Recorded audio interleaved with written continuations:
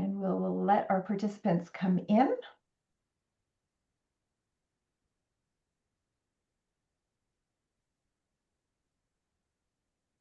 And we have 29 to date.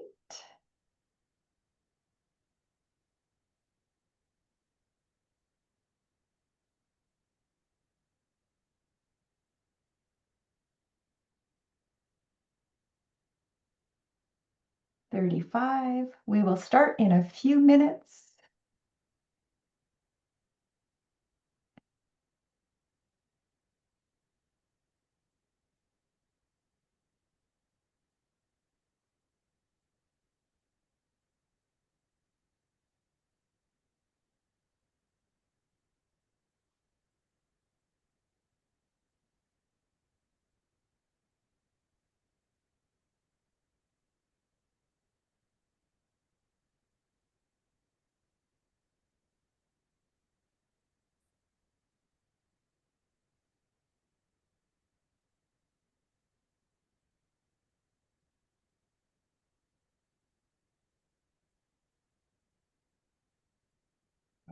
We are also waiting for Katio Ora. I'm not sure if you had a message, Marco. Well, I answered back, but Mm-hmm. I didn't have any further come from him.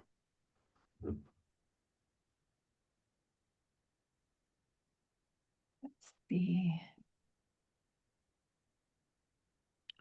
But maybe you want me to call him? Sure.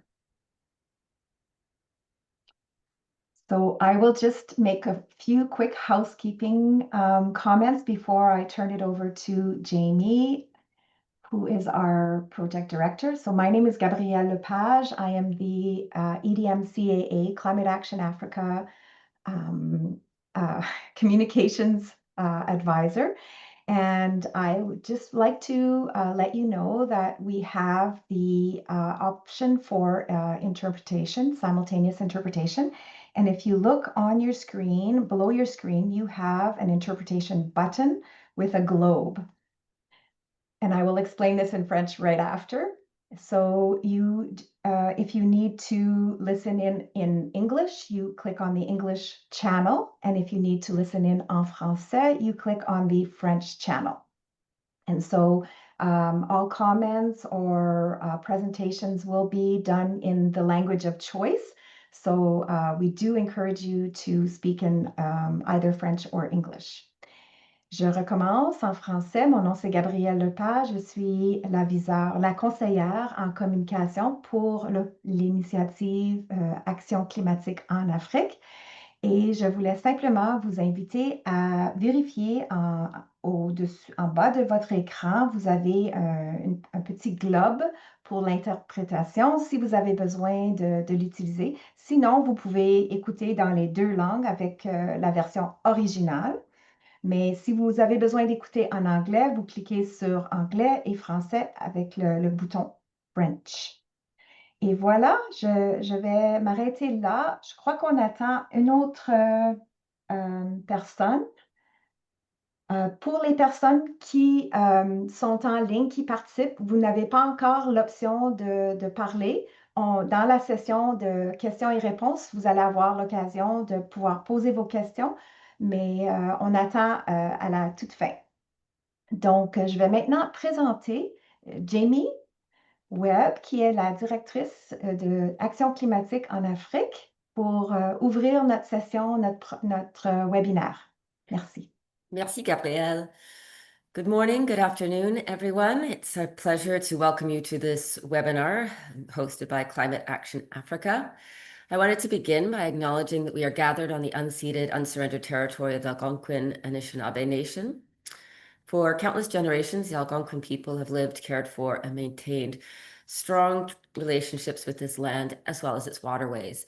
We recognize their enduring presence and stewardship, and we honor their deep connection to the land that continues today. As we meet on this territory, we commit ourselves to advancing truth, reconciliation, and respectful partnerships with Indigenous communities in Canada and around the world. And we are guided by principles of mutual understanding and accountability.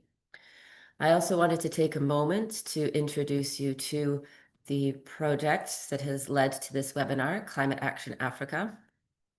Climate Action Africa is an expert deployment mechanism, meaning that it deploys Canadian and international climate change experts to partner with governments, NGOs, and the private sector to deliver targeted short-term technical assistance that's focused on implementation of the Paris Climate Agreement across 48 eligible countries in sub-Saharan Africa.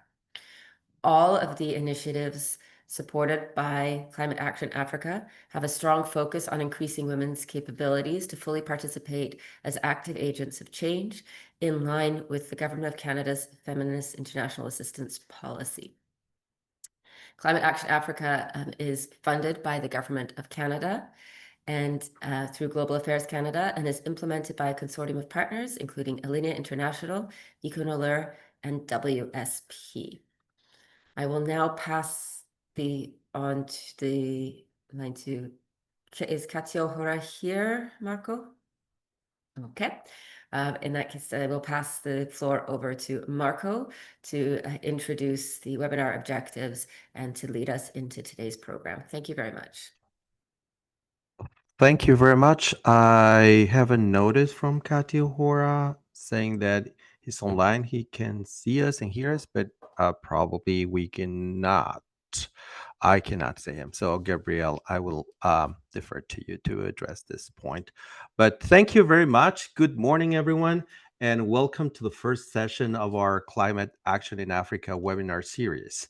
This is a very important opportunity, and it's a pleasure to see many of you here, colleagues, partners, practitioners, who we all share a common goal: advancing ambitious, inclusive, and evidence-based climate actions across the continent.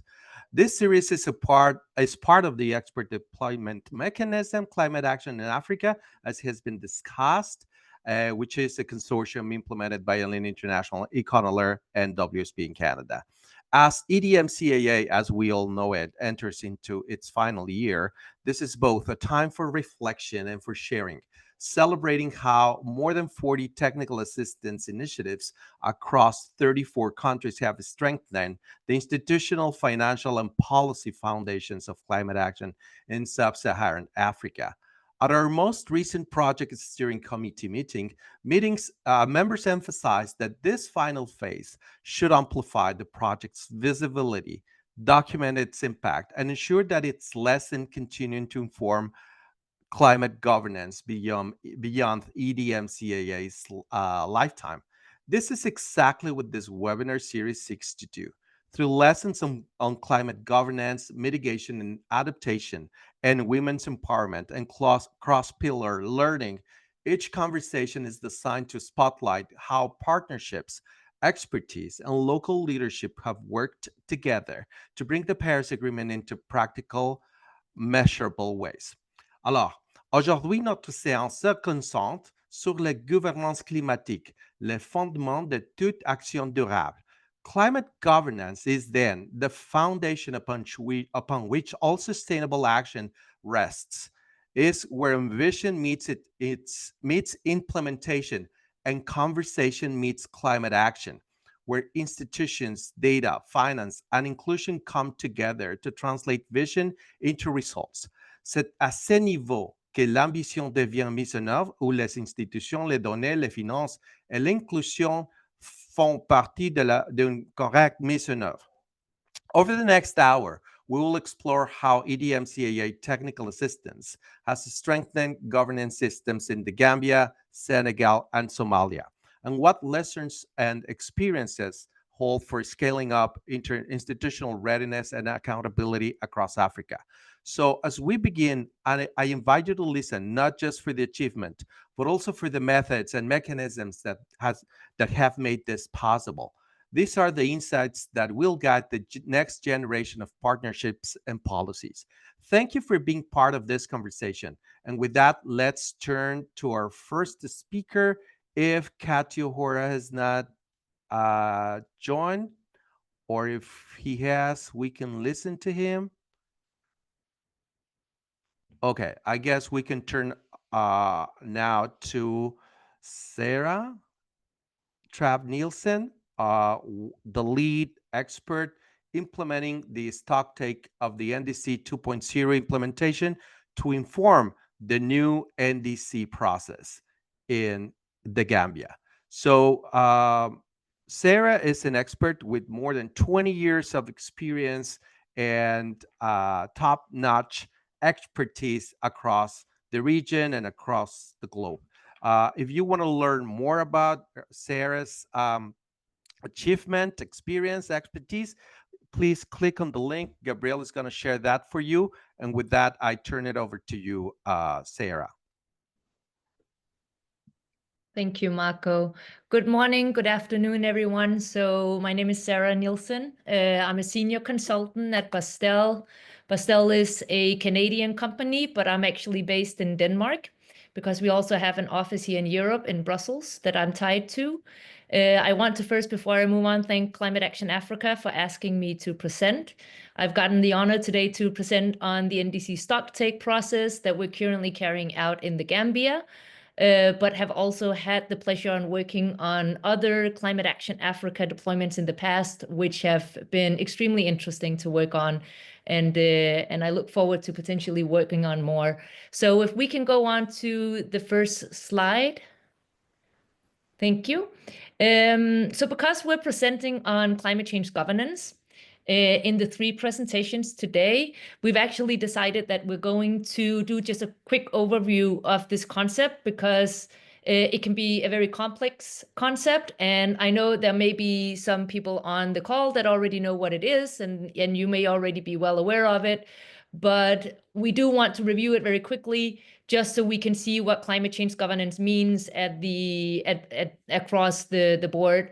So there are some common traits when we look at climate change governance that sort of highlights the needs that it needs to be cross-sectoral, it's multi-level, and it also involves multiple stakeholders from across society. There are many definitions when you look at climate change governance, and this is one of the toughest things to understand. But when you look at it in its simplest format, climate change governance is the processes, procedures, and elements that goes into governing climate action. So that's whether if it's at the global level, at the regional, at the national, or even at the subnational level. These are the different elements that go into it. Then there are some sub-elements, for example, like that are really necessary to have good governance systems. It's the political will combined with good legislation that backs up the governance system within the countries. You need human and institutional capacity, looking at how strong is the institutional capacity to carry out climate change governance, how strong is the human capacity for it. And then you need your strong planning and finance frameworks to back these systems up as well, such as climate budget tagging or dedicated finance frameworks in terms of the kind of measures that the countries are implementing. And then, of course, you need the ability to mobilize stakeholders. Generally, good governance systems have to be inclusive, and they work across the full board of stakeholders, including civil society, private sector, and local government. Next slide.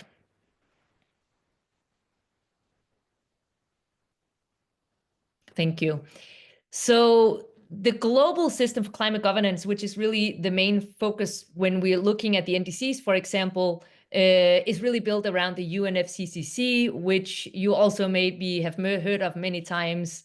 Its overall goal has just been to stabilize greenhouse gas concentrations at levels that prevents dangerous human interference with the climate system.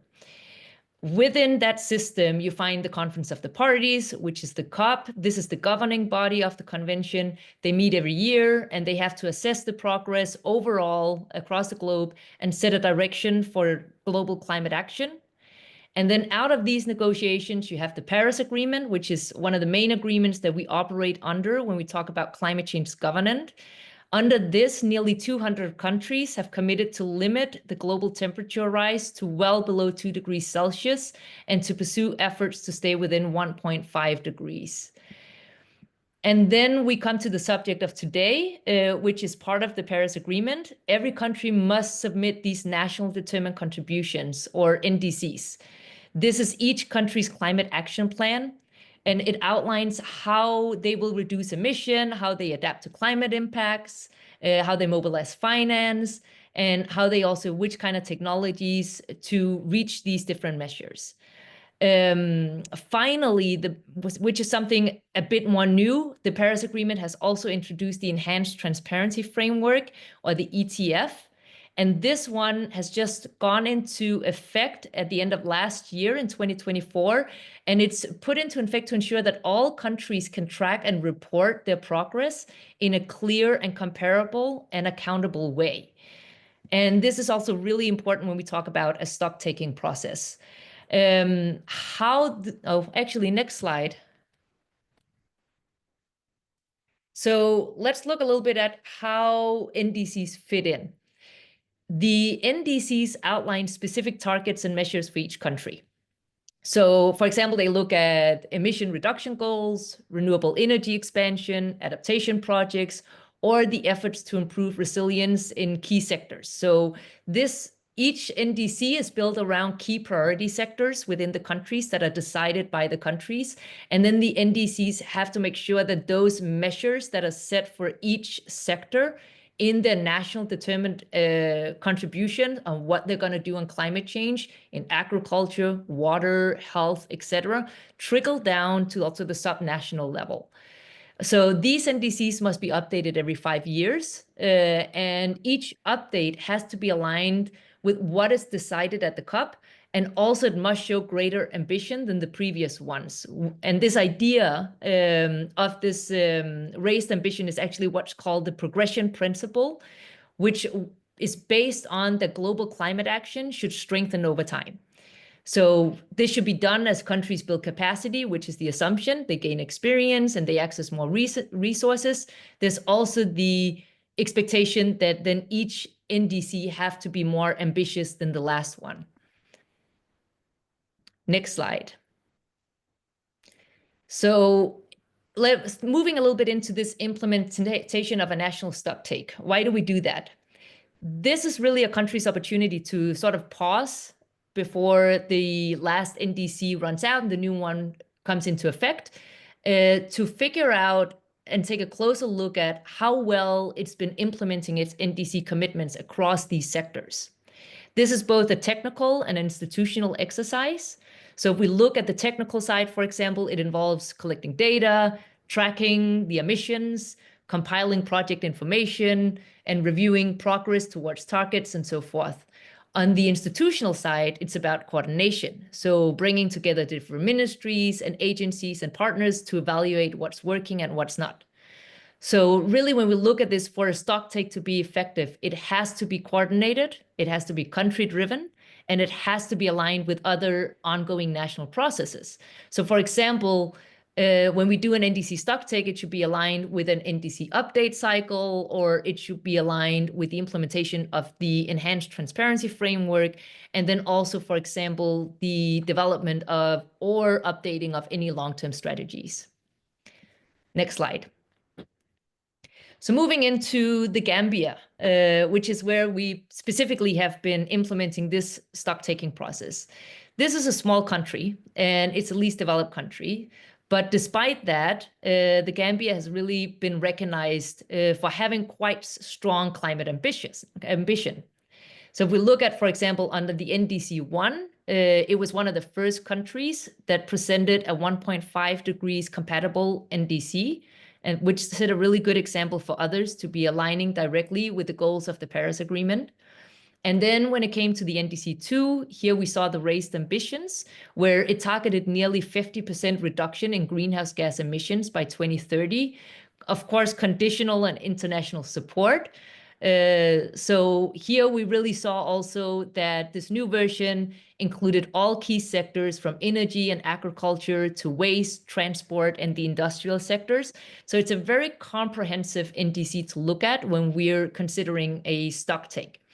Another good measure that's going on in the Gambia right now is that the NDC is closely linked to the long-term strategy, which is a good practice, as I just mentioned. And the long-term strategy in the Gambia, like elsewhere, really looks at the country's vision for how to achieve net zero emissions by 2050. So why do we do a stock take now in the Gambia? As I mentioned, it's right now many of the countries are going through the process of finishing the NDC 2.0s. A lot of countries have already developed their 3.0 NDCs, and the Gambia is also in that process.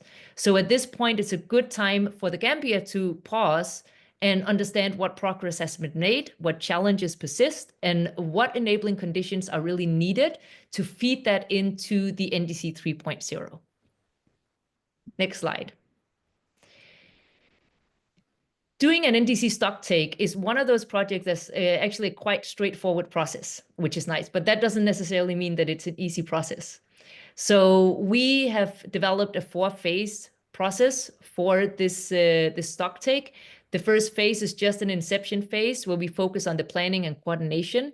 But one of the things that we did doing the inception, because this is a very quick process, as you can see, we started in September. We're now at the end of October, and we only have till January where we have to finish this entire stock taking process. And we actually have to produce the draft already by December. So we're really in a go mode. So what we did already doing the inception, because we have to have different workshops, we have to pull so many different stakeholders together, we started planning very early for data collection workshops and focused very much in on that, because the lit review can come after we've done some of the initial data collection workshops where we informed and pulled the stakeholders together. So the first month, we collaborated very closely with partners in the Gambia in order to make sure that all stakeholders were really mobilized and getting excited about this stock taking process. We have now held the first workshop. We did that earlier this month, and it was really well received by the stakeholders. And during that workshop, what we also launched was what we call an NDC stock taking tool. So we've developed a very specific tool for this process that goes in to look at the progress of the NDC within Gambia. I'm going to go over that stock taking tool in a different slide. And then at this point, we're now in phase 2. Oh, still on the past slide. We're now in phase 2 where we're doing the data collection. So we're waiting for the stock taking tool to be filled out. And we are now looking at the full lit review. We're doing a few calls with some of the key stakeholders at the same time. Once we have compiled all this data, we go into a third phase where we start identifying trends, common challenges, maybe any opportunities for scaling up actions. And then we draft a stock taking report. And this will finally be validated through a validation workshop, which is planned for early 2026. So as you can see, it's quite a straightforward process, but that doesn't mean that it's easy, as I mentioned. So let's take the next slide. One of the things that we noticed in the Gambia that I really want to pull out here is that the stock take process in the Gambia has demonstrated a high level of coordination and coherence across government and development partners. So it's really great example of how you see national leadership taking form and supporting this technical assistance. We got onboarded very easily because a defining feature in the Gambia, which has been so helpful, has been that there's already a lot of collaboration, coherence amongst partners on the ground. So you have the NDC partnership facilitator that's deployed in the Gambia. This person has played a crucial and convening role. Then, and he's ensured that MECNA, the main agency in the Gambia in charge of this process, has been involved from the beginning. Then we have the UNEP Copenhagen Climate Change Center. They're working on the NDC 3.0. They have also been engaged. And then we have Pathway 2050, which is also engaged because they work on the long-term strategy. These groups already had a coordinating group set up, and they were very helpful in the beginning to just get us going. And we got a lot of information that allowed us to very quickly get this workshop off the ground, which was super, super helpful to make sure that we got involved in the process.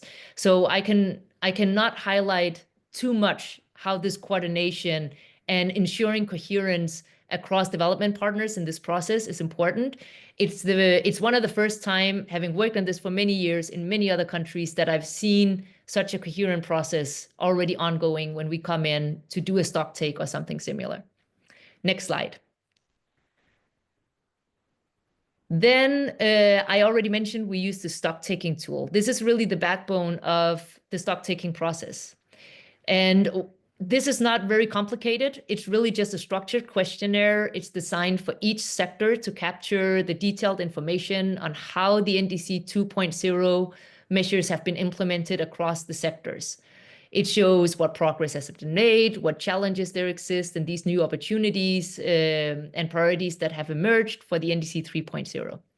What makes it particularly effective, though, is that it's standardized and user-friendly. So these tools have been used in other countries, and when we come in to do the NDC stock take, we can modify them specifically to the Gambia process. And we've made a tool that's been modified for each sector and then shared with each sector focal point. We ran them very quickly through the tool when we did the first workshop. And now Magna is planning a second workshop where they specifically will be working on filling these tools and doing nothing else. So that way they get targeted information into the tools that we can use to do the stock take. Next slide. So again, like I mentioned, seems like an easy process, seems straightforward, but there are challenges, absolutely. And I just want to highlight a few, and these are just some that we've come across right now, but we're still only a month in and we don't have the stock taking tools completed yet. So there can still be many more challenges that we will foresee for the next few months. But the first one that we always encounter in these kind of processes is that most countries have limited monitoring, reporting, and verification systems. So much of the data that's needed to track the progress on the NDC implementation, it's scattered across institution, or it's stored in fragmented databases. And that's even if it exists. And we already now see that some of the different sectors are worried that they may not be able to provide some of the information that we're asking for, even though it's specifically in their NDC measures that they are supposed to be reporting on. And that's because these systems to make sure that the progress is reported on a regular basis simply just don't exist yet. They haven't been built. And that's what the ETF is really being put into force within the UNFCCC to ensure that we can have more standardized reporting. The second challenge is the coordination gaps and the overlapping mandates that we often encounter. Different ministries and agencies have climate-related responsibilities, but these are sometimes unclear or they're overlapping. And this can really slow decision-making, and it can lead to duplication of efforts, especially when multiple partners are working in similar areas without shared information systems. But again, here, we do benefit a bit from multiple partners working together, which has been super helpful. And then finally, as I also mentioned, a key thing when you're dealing with climate change governance is the capacity and resource constraints. These are common across many LDCs. It's not specifically and unique to the Gambia, but often institutions are working with small teams. They're working with limited or financial or technical resources. And this is all while trying to manage multiple reporting and planning processes all at once. So here they're managing the NDC, they're managing the BTR, they're managing the LTS, and that's not even considering everything the same agency may also be managing within the other conventions, not only the climate change convention, but for example, the Convention on Biodiversity, which is often managed by the same agency as well, that they have to follow and implement. Next slide. The final slide, I think, is on lessons learned. So Sarah, from this... Sarah, just as you approach the end of your presentation, I would just like to ask you, based on your experience, and you may want to respond this and give a response to this in your final remarks. But what mechanisms do you believe are the most effective in ensuring that data and institutional learning generated in this process truly feed into sustained national capacity beyond the NDC update cycle? Thank you. Okay, so I think I actually already mentioned some of those because the coordination and country ownership is something that needs to be done from the beginning, and I think that's one thing that is key to make sure that the agency that is responsible for the NDC is leading this process. It shouldn't be done by development partners. It really should be done by the agency that's leading the process, and you should engage the sectors early on. I also think that there is a need to ensure that all sectors are well aware of the fact that they have to report on the NDC on a consistent basis. Better M&E and MRV system is really, really important to be enforced. And here, external support to get these in place in different countries would be something that's necessary moving forward. And that's not something that we're seeing a lot yet. And, with the ETF coming out last year, it's only now being implemented. I work on similar projects in Sri Lanka as well, where this is also only now being implemented. So hopefully in the next NDC stocktake, or in the next NDC, when we get to the NDC 4.0, all these systems are in place, and it will be much easier to gather this data that we need for a stocktake. So I don't know, do you want me to quickly run over these lessons learned? Now I answered your question first. Great. So I think I pulled out four lessons learned, and some of this is also relevant for the question that Marco just asked. So the first one is plan together and plan early. Joint planning between MECNR, the development partners, and the sector focal point really proved essential so far in this process. And I think that it will be the defining factor as we move forward as well, that we have this strong leadership from the Gambia. Then the second one is simplify and standardize. Don't make this a difficult process. Don't go into a lot of methodologies and how this should be done or not done. Just introduce a clear and standardized tool, because this is helpful to sectors to engage more effectively and run over how this tool should be filled out so that they know what it is that they're going to be looking for. And then the third one, which is a really good lesson, integrate learning.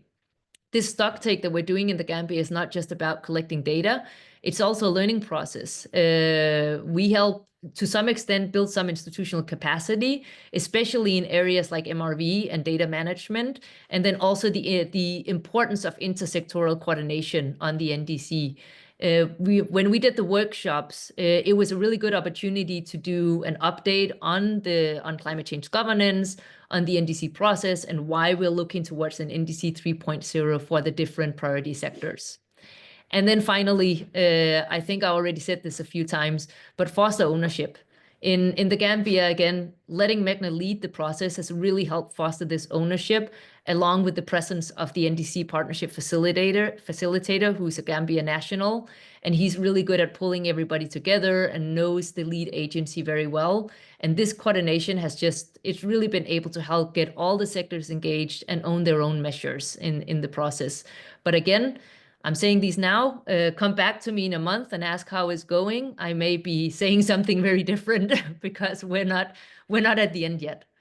So over to you, Marco. Thank you very much, Sarah. That was really interesting, and to see how you, in a very little time, are doing a great job down in the Gambia with a number of stakeholders and partners, and a very engaged crowd down there. So thank you very much. Maintenant, on va tourner à la 12e présentation, et c'est sur le développement d'une stratégie pour engager le secteur privé et la société civile dans la mise en œuvre de la contribution déterminée à niveau national du Sénégal. Alors, ce projet appuie le ministère de l'Environnement et de la Transition écologique du Sénégal pour cartographier les acteurs non étatiques, analyser leurs besoins et financement et renforcement des capacités, et aussi élaborer une stratégie inclusive de mise en œuvre de la CDN. Merci beaucoup. Et Mélody Braun, c'est la la panéliste suivante. Mélody, c'est à toi.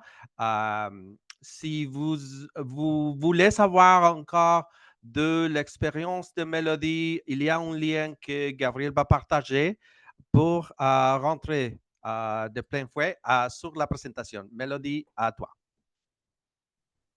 Merci Marco et merci à tous d'être là avec nous et merci à Climate Action Africa d'organiser ce webinaire. Donc on va rester sur la thématique de la CDN mais on passe en français et géographiquement on reste un peu dans la même zone mais on se concentre sur le Sénégal. Donc comme disait Marco, je m'appelle Mélody Braun, je suis consultante pour Baastel et on a aussi en ligne mon collègue Benoît Sarr qui est co-lead sur ce projet et qui est basé au Sénégal, qui aura peut-être l'opportunité d'intervenir tout à l'heure. Alors, un contexte rapide sur le Sénégal. Donc, comme l'expliquait Sarah, le Sénégal est en train d'évaluer, probablement en train de terminer l'évaluation de sa CDN 2.0 et en train de préparer la CDN 3.0 avant la COP qui va démarrer dans quelques semaines. Et donc, comme dans toutes les CDN, il y a des objectifs d'atténuation et d'adaptation d'ici à 2030 qui sont fixés pour chaque secteur prioritaire du Sénégal. Donc, on a la liste des secteurs prioritaires sur la droite. Pas besoin de rentrer dans les détails, mais ce qu'il faut savoir, c'est qu'il y a 14 secteurs prioritaires sur l'atténuation et sur l'adaptation, et que pour atteindre les objectifs qui ont été fixés dans chacun de ces secteurs, le Sénégal a besoin d'une somme estimée entre 8 et 13 milliards de dollars pour la période 2020 à 2030. Alors, ce montant qui est nécessaire pour atteindre les objectifs, il dépasse largement la capacité actuelle de l'État du Sénégal en termes de ressources financières, mais aussi en termes de ressources institutionnelles, techniques et humaines. Et donc, c'est tout l'intérêt pour le gouvernement de réussir à mobiliser d'autres acteurs, donc notamment les acteurs non étatiques, donc les acteurs du secteur privé et de la société civile, qui peuvent ajouter leurs propres capacités à celles de l'État, donc capacités financières, encore une fois institutionnelles, techniques et humaines. Donc c'est tout l'intérêt de cette étude et la limite actuelle, c'est que pour l'instant, ces acteurs-là ne sont pas encore très engagés dans le processus de la CDN. Alors, diapo suivante. Si, voilà. Donc nous, on vient en appui au ministère de l'Environnement et de la Transition écologique, qui est le ministère en charge du processus de la CDN. Et on a plusieurs composantes dans ce mandat. La première composante, c'est une cartographie des actions climatiques de tous ces acteurs du secteur privé et de la société civile, en lien avec les objectifs identifiés par le gouvernement dans l'adaptation et l'atténuation.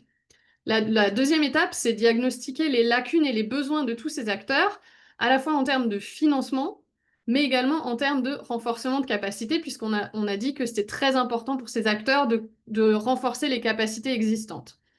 Et enfin, sur la base des conclusions de ces actions-là, on va développer une stratégie pour engager le secteur privé et la société civile dans la mise en œuvre de la CDN au Sénégal. Et cette stratégie, elle s'accompagne d'un cadre de suivi-évaluation qui permet de mesurer la mise en œuvre de cette stratégie. Diapo suivante. Alors, pour la cartographie des acteurs, on a fait une enquête en ligne, des entretiens bilatéraux et on a aussi organisé un atelier de concertation et de validation pour essayer de toucher un maximum d'acteurs, donc du secteur privé et de la société civile. Et cette cartographie, elle visait à répondre à deux questions. La première question, c'est que savent ces acteurs non étatiques, donc secteur privé, société civile, des processus de la CDN et des priorités climatiques nationales? Est-ce qu'ils ont accès à cette information? Est-ce qu'ils ont cette compréhension? On se rend compte sans surprise que la majorité connaissent très peu la CDN. Ils en ont connaissance, mais ils ont une connaissance très faible. Et seul environ un tiers des personnes qui ont répondu ont eu l'occasion de participer à l'élaboration de la CDN. Parmi ces acteurs-là, les personnes du secteur privé sont ceux qui ont participé le plus aux événements en lien avec la CDN. Et les organisations de producteurs sont ceux qui ont été les moins impliqués et les moins informés. Diapo suivante. Alors la deuxième question à laquelle cette cartographie essaie de répondre, c'est que c'est le gouvernement de ce que font ces acteurs sur le terrain par rapport à tous ces secteurs. Alors il n'y a pas, à l'heure actuelle, il n'y avait pas au début de ce mandat de base de données de ces acteurs. Donc c'est très difficile pour le gouvernement de diffuser de l'information sur ce qu'ils font au niveau national sans avoir une base de données qui recense tous ces acteurs. En même temps, à l'inverse, il n'y a pas encore de système de collecte de données opérationnel qui permettrait de collecter de l'information sur ce que font ces acteurs et de faire remonter cette information au niveau du gouvernement. Donc là encore, c'est difficile pour l'instant pour le gouvernement de savoir ce qui se fait. Nous, ce qu'on a constaté dans cette cartographie, c'est qu'il y a certains secteurs qui sont davantage ciblés que d'autres. Et par exemple, on a beaucoup d'acteurs qui travaillent sur l'agriculture, beaucoup plus que d'autres secteurs, comme par exemple la santé. Donc ça, c'est un exemple d'informations importantes pour le gouvernement parce que ça permet de comprendre mieux comment sont réparties les ressources par rapport aux différents secteurs prioritaires. Diapo suivante. Alors, diapo suivante. Donc, on a développé une grosse base de données pour combler cette lacune. Donc, il y a une base de données des acteurs non étatiques, privés et publics. Et cette base de données, elle recense leur secteur d'activité, leurs projets, à quel point ils sont engagés dans les processus de la CDN. Et on a aussi posé des questions par rapport aux démarches d'inclusion des groupes vulnérables. Donc ça permet d'avoir un premier élément de communication d'information entre ces acteurs-là et le gouvernement. Diapo suivante. Ensuite, on a fait une analyse des flux financiers suivants. Donc, cette analyse, elle se base sur les fonds climatiques et les financements bilatéraux et multilatéraux. Alors, ce qu'on a trouvé dans cette analyse, c'est qu'il y a environ 3 milliards de dollars US de financement climatique multi-annuel actifs. Donc, sachant qu'on a compté les projets qui sont actifs et les projets où tant qu'on n'a pas d'informations sur le fait que le projet s'est arrêté, on a considéré ça comme un projet actif. Alors, c'est 3 milliards sur l'ensemble de la période, sachant qu'on a vu qu'il faudrait normalement entre 8 et 13 milliards de dollars pour 2020 à 2030. Donc, vous voyez qu'on est largement en dessous des besoins financiers nécessaires pour le Sénégal. Parmi ces 3 milliards, on voit qu'il y a à peu près une répartition à peu près égale entre l'atténuation et l'adaptation, à peu de choses près. Par contre, au niveau des secteurs spécifiques, il y a pas mal de différences. Donc, dans le secteur de l'adaptation, on voit qu'il y a beaucoup de projets qui financent l'agriculture et dans notre base de données, aucun projet qui finance la biodiversité. Alors, il peut y avoir des petites distinctions dues à des problèmes de labellisation des secteurs, mais globalement, c'est pas exhaustif, mais ça nous donne une photographie un peu indicative de la répartition des ressources de ces fonds climatiques. Et pour l'atténuation, vous voyez sur le graphique du bas qu'il y a énormément de financement dans le secteur de l'énergie et finalement assez peu en comparaison dans les autres secteurs prioritaires de l'atténuation. Diapo suivante. Diapo suivante. Donc là, encore une fois, on a créé une grosse base de données qui recense tous ces financements climatiques internationaux au Sénégal et qui recense en particulier donc les bailleurs de fonds, les projets, quels sont les secteurs ciblés, secteurs prioritaires de la CDN et quelle est la nature, le type et le montant des financements. Donc, c'est pas exhaustif, mais encore une fois, ça permet au gouvernement du Sénégal d'avoir un peu un aperçu de la répartition des financements internationaux. Suivant. Alors ensuite, on a fait une analyse des besoins en financement des acteurs du secteur privé et de la société civile. Donc, on a vraiment séparé secteur privé, société civile et organisation de producteurs, qui sont en fait un groupe mixte, à la fois selon leur statut, ils font partie du secteur privé ou de la société civile, mais qui ont des besoins quand même spécifiques. Donc, on a aussi séparé ce groupe-là. Alors, à travers les 3 groupes, on nous a fortement répété que les procédures d'accès aux fonds climatiques internationaux sont beaucoup trop complexes. Donc, finalement, ils ont assez peu d'accès à ces fonds-là. Il y a énormément d'exigences de garantie, il y a énormément de documents qui sont requis et ces acteurs n'ont pas la capacité suffisante de répondre à toutes ces exigences pour monter des projets solides. Il y a aussi un gros problème de coordination entre les bailleurs, les institutions publiques et les acteurs non étatiques. Donc, ça rend encore plus difficile cet accès au financement. Au niveau des besoins qui ont été identifiés, alors c'est intéressant parce que les besoins sont vraiment différents par groupe d'acteurs. Le secteur privé a vraiment des besoins relatifs à l'accès, le soutien à l'innovation et le soutien à la gestion des risques, notamment des fonds de garantie par exemple. La société civile, ils ont un besoin de soutien qui sont plutôt procéduraux et techniques, donc améliorer leur capacité à monter des projets, à faire de la gestion financière, etc. Les organisations de producteurs, eux, ils ont des besoins vraiment de solutions de proximité qui touchent directement les petits producteurs, qui aident à subventionner les intrants, qui permettent d'améliorer la disponibilité de financement au niveau vraiment très local. Diapo suivante. En termes de besoins de ces acteurs-là en renforcement de capacité, alors encore une fois, on a des grandes tendances qui sont communes aux 3 groupes et on a un peu des spécificités. Donc, manque de connaissance des politiques climatiques, ça c'est commun aux 3 groupes. Encore une fois, on voit que si on n'a pas de base de données, le gouvernement a du mal à faire circuler l'information de façon très large, donc ça se ressent dans les réponses. Il y a un manque de compétences en montage de projets et en compréhension de ces mécanismes financiers. Un manque d'accès à l'information globale et aux partenariats, assez peu d'accès aux innovations technologiques. et globalement des systèmes de suivi et évaluation qui sont rarement en place et rarement opérationnels. Donc on n'a pas vraiment de collecte de données de ces acteurs-là pour l'instant opérationnels. Suivant.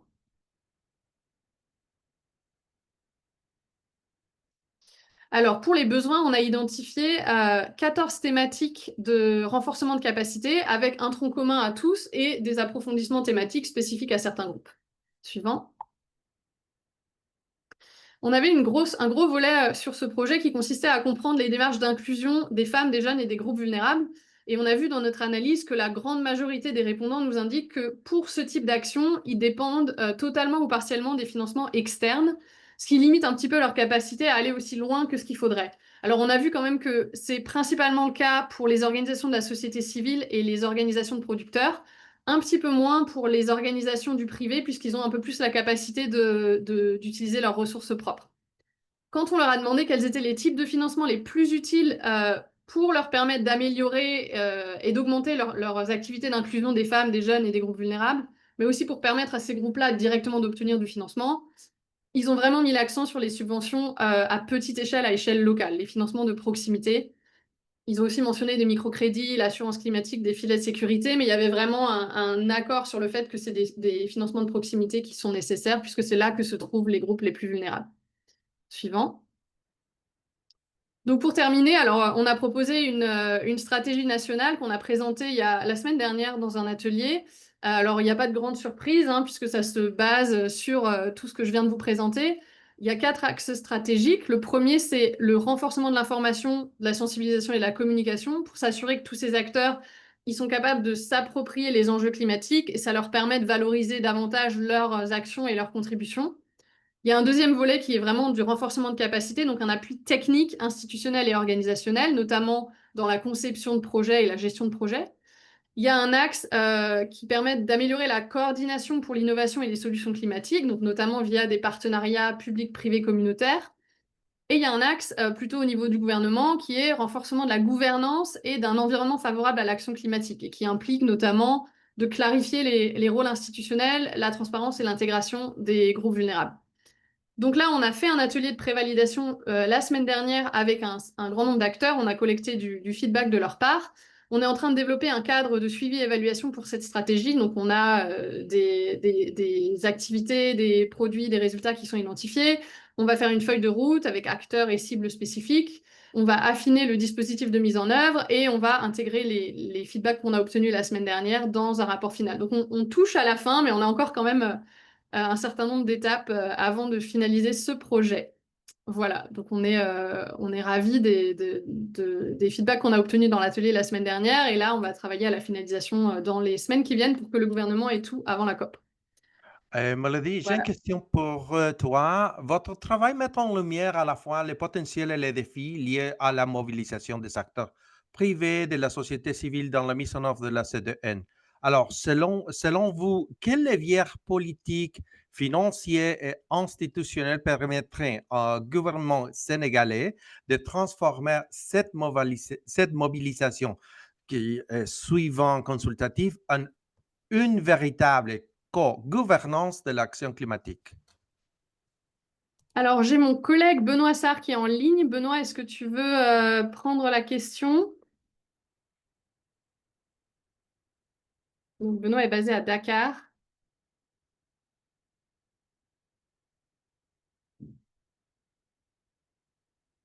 Est-ce que ça marche? Allez-y, Benoît. Benoît, tu nous entends? Peut-être répéter la question, Marco? Oui, vous pouvez répéter la question, s'il vous plaît? Allô? Marco, Oui, you're mute. selon vous, quel levier politique, financier et institutionnel permettrait au gouvernement sénégalais de transformer la mobilisation qui est souvent consultative en une véritable co-gouvernance de l'action climatique? Quels sont les leviers politiques, financiers et institutionnels permettraient à ces gouvernements-là de faire une vraie mobilisation, une vraie une véritable action climatique. Oui, bonjour, vous m'entendez? Oui, tout à fait. Voilà, donc ce que je peux dire, hein, en tout cas, merci Mélody pour la présentation qui a été très très claire. Alors, pour la mobilisation des acteurs, hein, moi je peux dire que l'État du Sénégal déjà a mis en place des cadres stratégiques favorables, par exemple notamment à l'investissement du secteur privé, hein. Donc j'entends par exemple le programme cadre plan Sénégal émergent avec des réformes au niveau des infrastructures de l'énergie et l'agriculture pour stimuler le secteur privé. Il y a également tout récemment, le Sénégal vient de mettre en place ce qu'ils appellent le plan de développement national, la stratégie nationale de développement 2025-2029. Voilà, donc qui permettra en tout cas qui permettra en tout cas de davantage développer les partenariats publics-privés dans le cadre, par exemple, de la mise en œuvre de la CDN et pour faciliter également la mobilisation des capitaux privés. Donc, il y a vraiment tout un ensemble d'arsenal qui est mis en place par l'État du Sénégal. Maintenant, ce qu'il faut dire quand même que, par exemple, pour le secteur privé au Sénégal, il y a encore le poids de l'informel.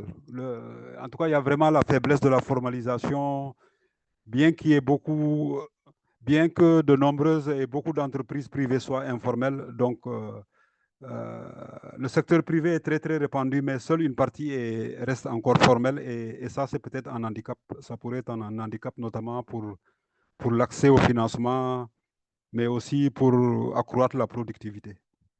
Je ne sais pas si j'ai bien répondu à Oui, votre question. merci beaucoup, Benoît. C'est clair. Voilà, c'est clair. So thank you very much. Merci beaucoup, Mélody, Benoit.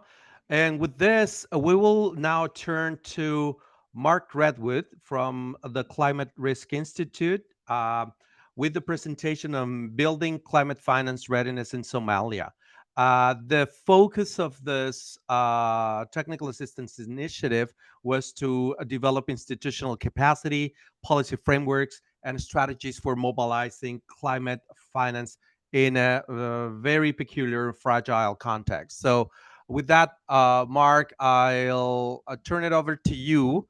Thank you very much for this opportunity. We know you are in the field right now. You're in Africa. So, thank you for this opportunity and for being with us today for this presentation. That's great. Thanks, Marco, for the introduction. And yes, I'm in Kigali right now, working on another CAA initiative. My midway through Sarah's presentation, the hotel internet collapsed, and it took me about 3 minutes to get it back. So I hope that does not happen, but please bear with me if it does. But in any event, I'm very pleased to be here, and thanks to you, Marco, and the team, the CAA team, for the opportunity to present the work that we did on building climate finance readiness in Somalia. As you point out, it is a peculiar context. Sarah, you said something in your presentation which really resonated. Seems like it would be an easy process, and then you scratch the surface, and there's all sorts of challenges and things associated with building up capacity, particularly in some states that are in a very fragile state. So next slide, please. So just so that you know, this was an assignment working directly with the Ministry of Environment and Climate Change, who we've got going in early 2024. The Ministry of Environment and Climate Change basically are responsible for most of the work related to climate change in the country. I don't need to tell you that Somalia is a very difficult context in which to operate. It's a fragile state. There's a lot of insecurity. It's come out of, well, it's still in a protracted conflict, which has lasted about 40 years, and it is climate vulnerable. It ranks amongst one of the world's most climate vulnerable nations. It's had experienced recurrent droughts, particularly 2020 to 2023. There was a sequence of 6 failed rains with a devastating impact on pastoralists and farmers across the country. At the same time, there are sometimes frequent floods, intense floods, and a serious challenge of water scarcity that affects millions. And then, of course, it is a conflict-affected state. And so, as a result, there are many of the institutions would exist in most countries are dormant, weak, or just getting themselves back on their feet after this terrible 40 years that the country has experienced. And at the same time, there are some promising experiences. There's local resilience, traditional knowledge, some experiences of community-based adaptation that have the potential to be strong foundations on which to build. And at the bottom here, I've just put in sort of an illustration of its vulnerability using the Notre Dame Global Adaptation Initiative Index, which is kind of a widely used metric of adaptive capacity, showing Somalia quite low at 164 in the rankings, wedged in between Syria and Myanmar, or Burma. So the next slide, please. So all of this challenge leads to what's known as the climate finance gap, where fragile and conflict-affected states, although they are probably the most in need of climate finance, receive very little climate finance. Less than 10% of the global climate finance goes to FCAS countries. And there's many reasons for this.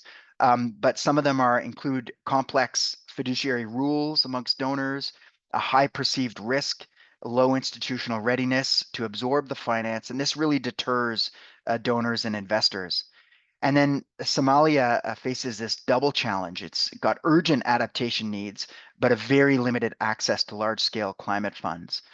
At the same time, more promising, there are a lot of investments that are being made, including through this kind of technical assistance to help build up what we call the readiness of the country to absorb additional climate finance. And so our technical assistance was really focused on two things. One was updating a climate finance policy, that a draft of which had been prepared in 2023. And second, the more salient piece of it was to actually draft the climate finance strategy for the country. Next slide, please. So back to basics. Why does this matter? Well, for a country that is as fragile as Somalia, having a clear climate finance policy and strategy gives donors and governments a shared roadmap. It puts everybody on the same page. It helps define priorities, the policy obviously at a high level so that everybody is sort of adhering to the same rules, and then a strategy on how you would implement that policy, getting more into the weeds about the how you're going to deliver. Importantly, it helps define institutional roles and creates a transparent system to mobilize and track finance. And I can't underemphasize the third bullet enough, that this really helps build trust, predictability, and accountability. And these are keys to unlocking larger flows of finance. And I think that a lot of countries that have struggled to attract climate finance, it's often because those systems for accountability, trust aren't yet in place. And so there's a lot of work to be done on that. And again, these seem like obvious points, but there are huge interinstitutional challenges, different opinions within government about where the finance should land, who should be responsible for implementation, what should be invested in. There's low capacity. A third bullet down at the bottom, which I think is really important and underemphasized, there's a serious challenge of keeping talent, retaining talent.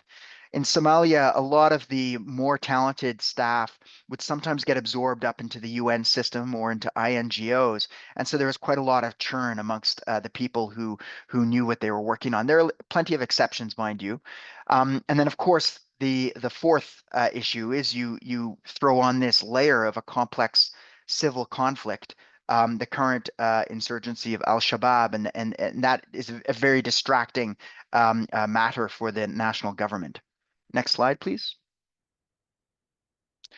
So what did we do? So we worked with our partners at the ministry and in other stakeholders, private sector, NGOs, across government, Ministry of Finance, and others. And we came up with a set of guiding principles. And this is just 4 of them. We had I think there were 11 guiding principles in our in the policy and strategy. But I wanted to highlight a few that I think are really important. And number 1 is country ownership.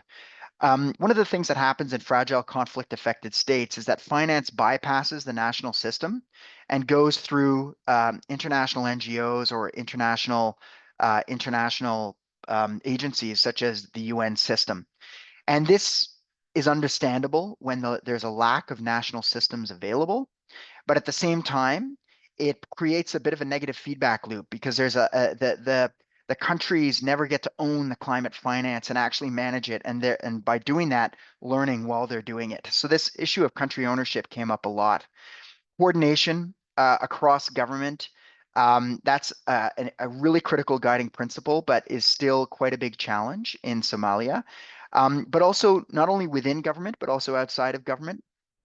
Partners, NGO partners, private sector, community-based organizations, and in Somalia, of course, they're the federal member states, which are really critical actors in the country. Transparency, making sure that you've got a strong evidence base, that you've got annual impact reporting so that accountability function can be fulfilled. I think Sara and Mélody spoke a lot about that in their presentations, really critical, setting up really critical and effective M&E systems. And then finally, inclusivity. And this is one that we all know frequently gets sidelined, but this notion of having gender equality, disability, social inclusion embedded across a portfolio of investment, across your project portfolio to make sure that benefits reach the most vulnerable. Next slide, please. So we ended up with, and this is not getting into the weeds, but at a high level, 6 strategic action areas. The number one, and I put it at the top on purpose, this is strengthening institutions and coordination across ministries and agencies. And I'll come to an illustration of that in a little bit, but that is a constantly evolving issue. Certain agencies are in favor one moment, another agency comes in favor.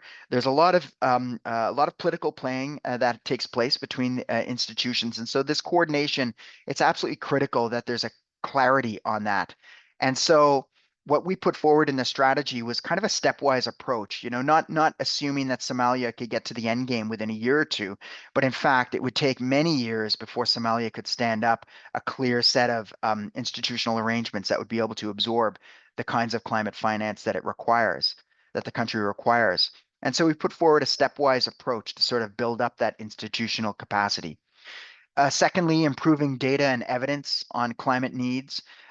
One of the big challenges in Somalia is that there's just it's a very difficult country in which to operate. Very little field research has been done there for obvious reasons. And so building up that evidence base is really a critical piece of the puzzle. And then, of course, third, mobilizing international finance through direct access and partnerships. Who are the players? How can Somalia access the funds? The UNFCCC has its vertical funds, which have a certain set of rules. Then bilateral agencies are wanting to help the country stabilize and partly do that through helping support climate finance action.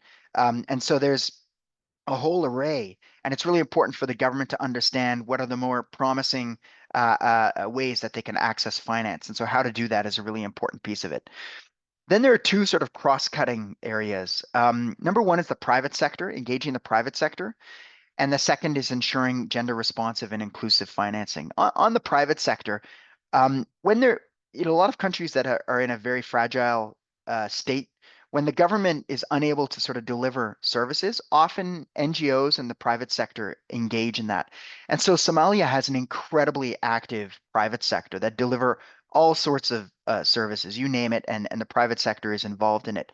And sometimes with really important effect. And so it's really important that the government engage with the private sector. And I'm thinking, for example, the telecoms industry. There are 2 or 3 major telecoms industries, companies that are able to sort of support early warning systems, for example. There's all sorts of ways that they can be engaged in it. So this was one thing that we tried to tackle in the strategy. Secondly, gender responsive and inclusive financing. This is a huge gap. We were able to speak with a number of different organizations, NGOs that represent women's groups and women's cooperatives across the country. It was very difficult for us to do any field work for obvious reasons of insecurity. But that is a really important piece of how to move forward in terms of having climate finance where gender is a central piece of it, and having specific projects that tackle gender inequities, particularly in rural areas. And then finally, the final strategic action area was, again, building on this key issue of transparency and having effective M&E systems. Next slide, please. So I don't, you know, I don't want to spend too much time on this, but I just want to illustrate some of the challenges. This diagram went through probably about 15 iterations, constant discussions back and forth with different director generals, ministers, ministerial advisors, how things should look. And there were a lot of disagreements, and we ended up settling on this. But I have to say, this is not conclusive because there are still, you know, there's still devil in the details. And although the strategy and the policy are sort of 90% of the way there, this diagram is the remaining 10%. Agreement on this and having a very clear mandate to implement this system is still lacking a little bit. But basically what you see here, and I just want to make one point about this, you've got the MOECC, the Ministry of Environment and Climate Change, that for the past 5, 6, 7 years has been the primary ministry engaging with bilateral and international funders on climate finance. And they have something called the National Climate Finance Unit. They are and have successfully delivered a terrific NDC 3.0 that's been uploaded to the UNFCCC website. They've got a good NAP. They've been engaging with the federal member states. They've got a policy around coherence with the big national transformation plan. They've got technical leadership. They've got a lot of the pieces of the puzzle. But there was a lacking link up with the Ministry of Finance, which traditionally, for good reason, maintains a lot of the relationships with international funders. So about 5 months ago, there was an announcement to create the National Climate Fund, which in and of itself makes a lot of sense. I'm thinking about countries like Rwanda that are seen as models in terms of having a specific institution for national climate, like a national climate fund.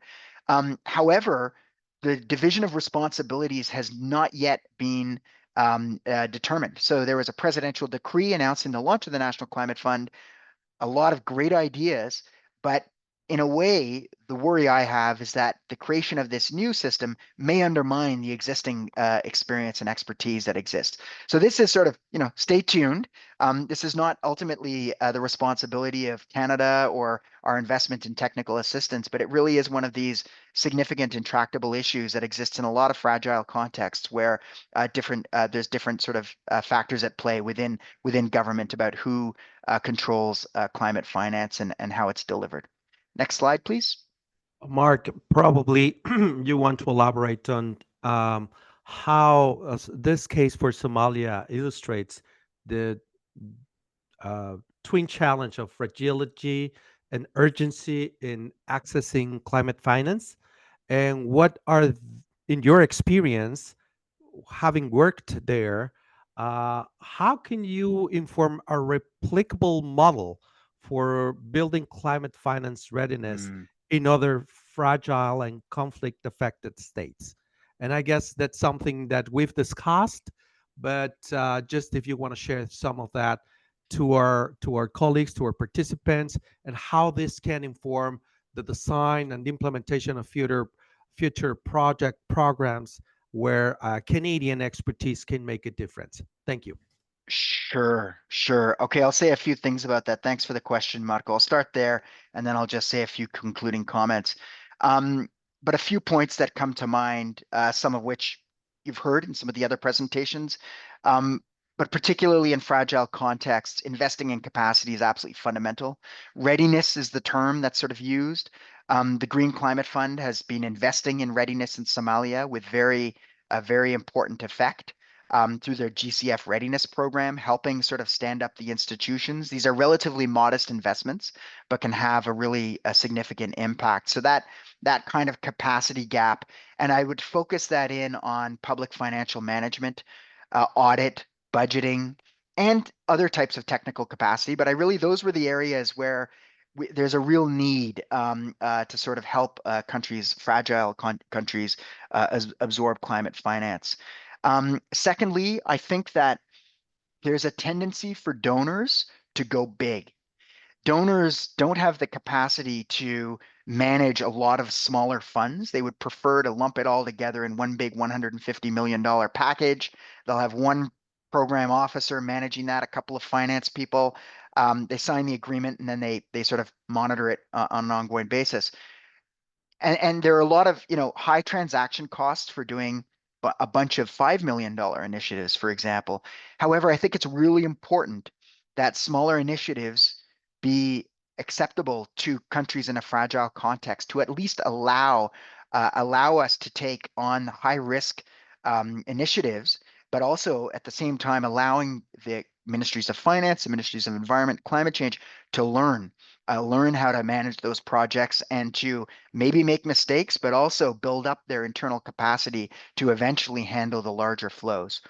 And then the third thing I'll say, and this is something which, again, many countries face, but I think in fragile contexts, it's particularly notable that international agencies and donors can actually really impede effective delivery.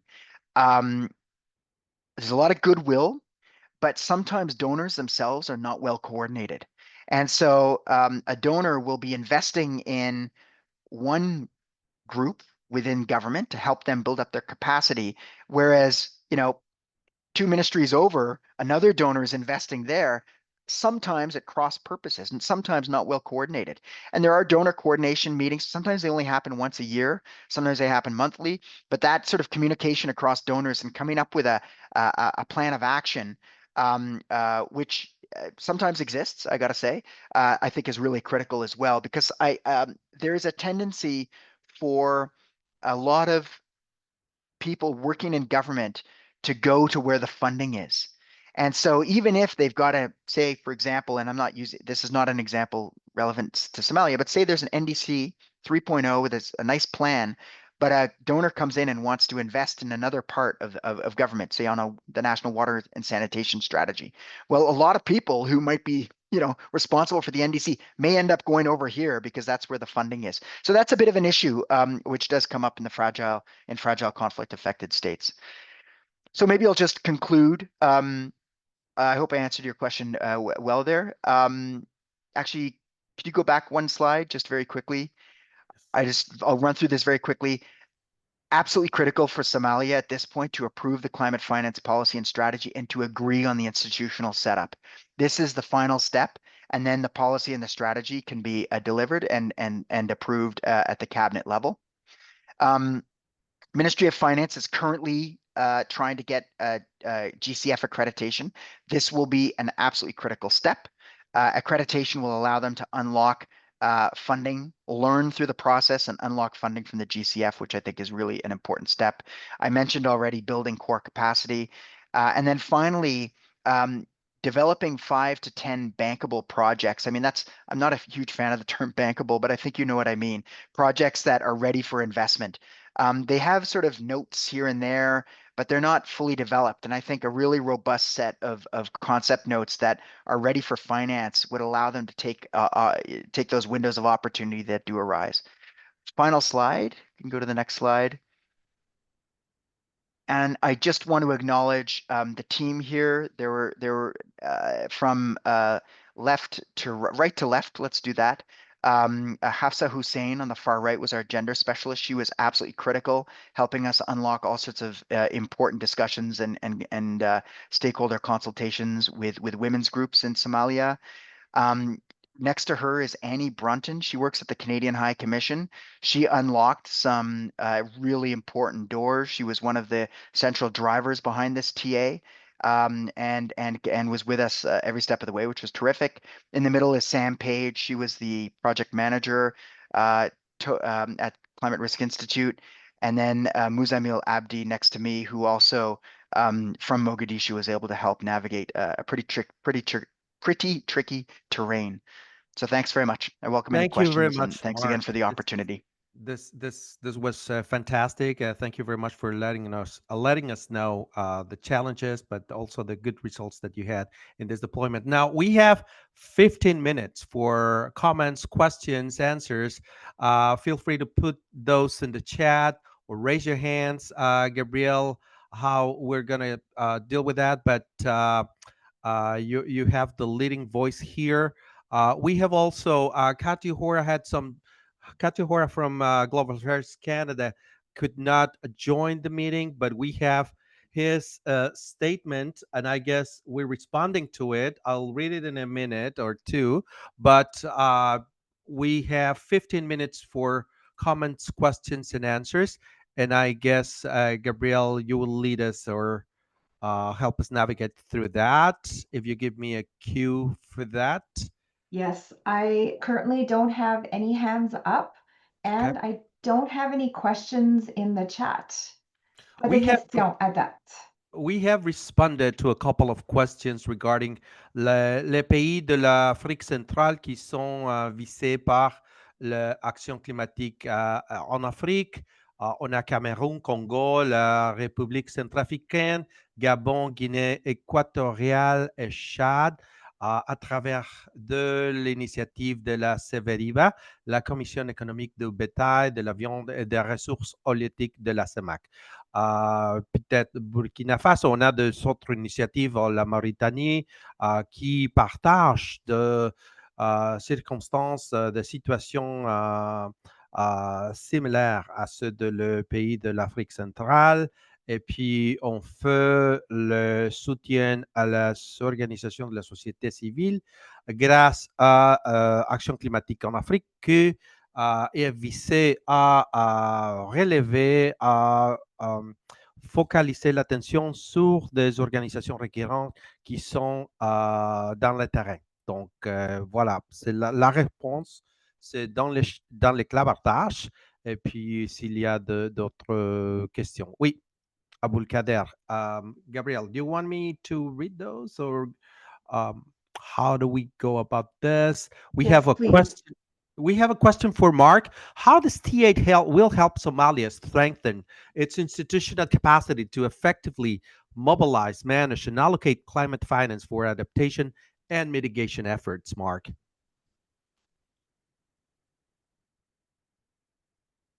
Well, yeah, I tried to speak to that in the presentation in the context that um,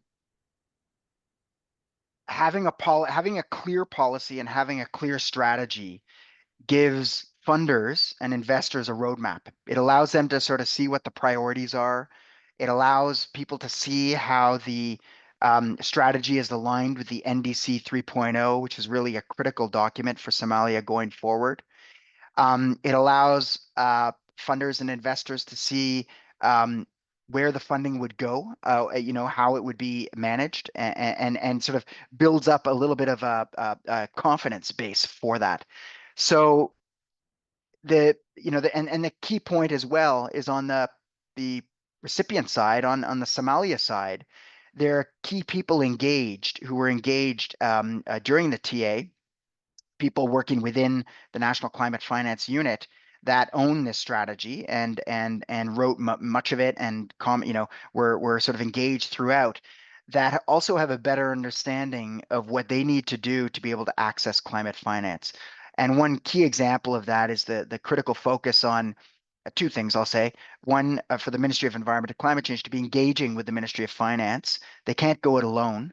I mean, it's tempting sometimes to do so, but they need to have that strong finance backing to the work that they're doing. And then the second point, sorry, it slipped my mind what the second point was, but that was sort of a key one in terms of knowing who they've got to engage with within their own government. So it's sort of it basically helps design a roadmap, what to do, how to do it, what to do in year one. It's broken down in year one to three, 3 to 5, 5 and over. I mean, it's very hard to plan anything in a fragile country that lasts longer than 5 years, let alone 1 year. Things are so evolving constantly. But at least it sort of gives a clear roadmap to the people who are involved in receiving climate finance, but also donors and agencies that are designing their programs and deciding where funding should go. Thank you, Mark. Sarah ou Mélody, est-ce que vous avez notre commentaire, question? Vous voulez faire un commentaire plus approfondi sur le sujet, sur les composantes de présentation? C'est le moment de le faire, je pense. Okay, for each of the panelists, do we have one question? What would be the ideal next step of support for the work you're engaged in, if any, for each of the panelists? Sarah, go ahead. In the Gambia, designing the appropriate measures that align with the enhanced transparency framework.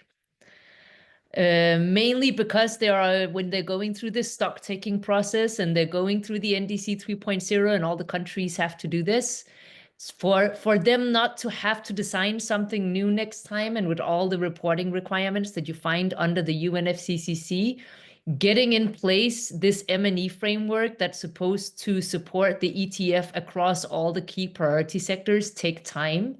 And that should be in place for the next round of the stock take and reporting and the NDC 4.0.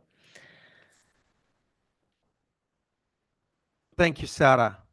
Mélody, c'est à toi, s'il te plaît. Yeah, for Senegal, I think the next step, ideally, that the government has to take is that they are conducting a number of things in parallel. So there's a review of the NDC 2.0. There's another team working on the NDC 3.0. There's what we did, and they have a number of mechanisms that are under development but not operational yet about data collection and transparency.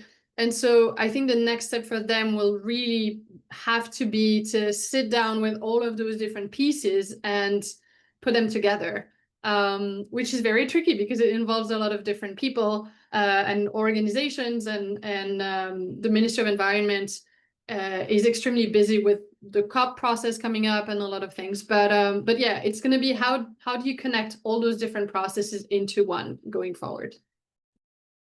Merci beaucoup, Mélody. Seulement pour faire le point sur la question, c'était de Tania Salewski, qui est la vice-présidente d'Alinea International par rapport à cette opération. Merci, Tania, de cette question-là. On a une autre question pour toi, Mélody. This is from Bulkader.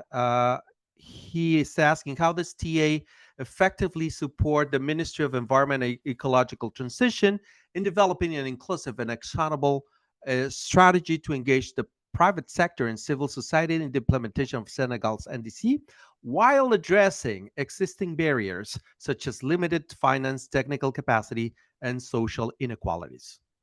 It's a great question. It's basically the whole point of the mandate. So I know we're a bit short on time, but so we're developing, so the final deliverable to the ministry will be a national strategy with steps identified, specific steps and activities identified to guide them on how to do that.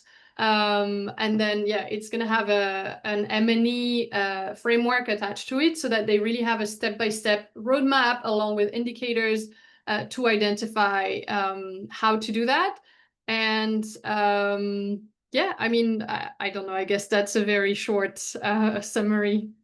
Merci beaucoup, Mélody. And probably I will entice Mark Redwood to use this famous but also impactful phrase that he utilizes in this sort of discussions, where he says that a very minuscule, if that's even possible, very minuscule or a minuscule, participation support can go far in the financing arena, trying to address the key elements necessary for climate action. But I'm trying to entice you, Mark, because you have your line really. I can see. Really, I'm letting you hang there, Marco. Yeah. No.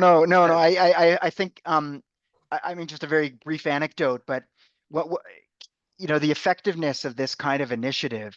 These are very small technical assistance initiatives, but the key point, number one, they're demand driven. So governments are asking for this kind of support, or NGOs or institutions are asking for this kind of support. And number two, because of the effectiveness of some of our global affairs counterparts in the missions and posts throughout, they've in some cases been able to get us at the table with the big players.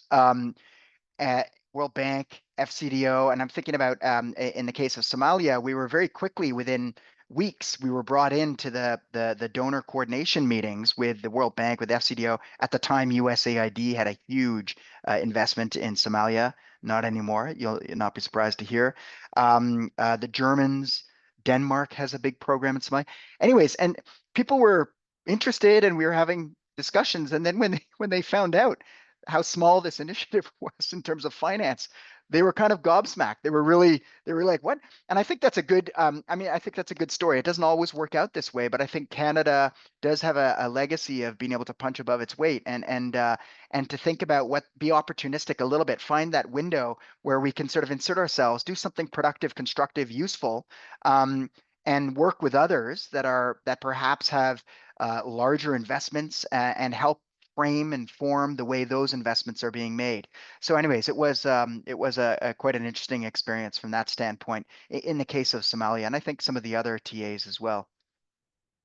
Thank you very much, Mark. I guess we're reaching the point where we have to close the session. I do want to read Kati Hora's initial remarks, which I believe are very pertinent right now after hearing all this good experiences, all this good work, excellent work that's happening.